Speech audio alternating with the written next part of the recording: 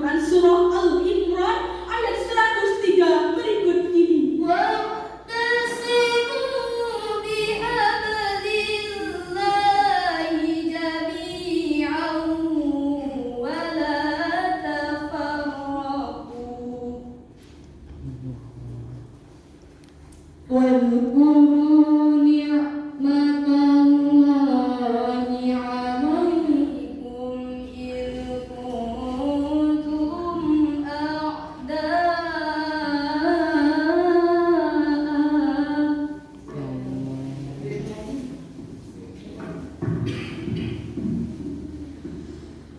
فألف بين قلوبكم فأصبحتم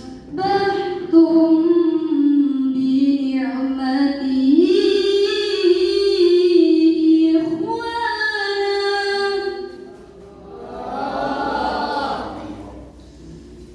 وكنتم على شفا حفرة من النار فأنقذكم منها كذلك يبين الله لكم آياته لعلكم تهتدون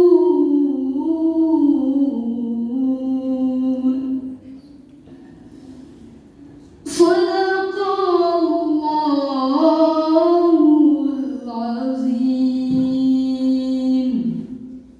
Dan berpeganglah kamu semua kepada tali agama Allah, dan janganlah kamu bercerai-berai, dan ingatlah akan nikmat Allah kepadamu ketika kamu dahulu bermusuh-musuhan.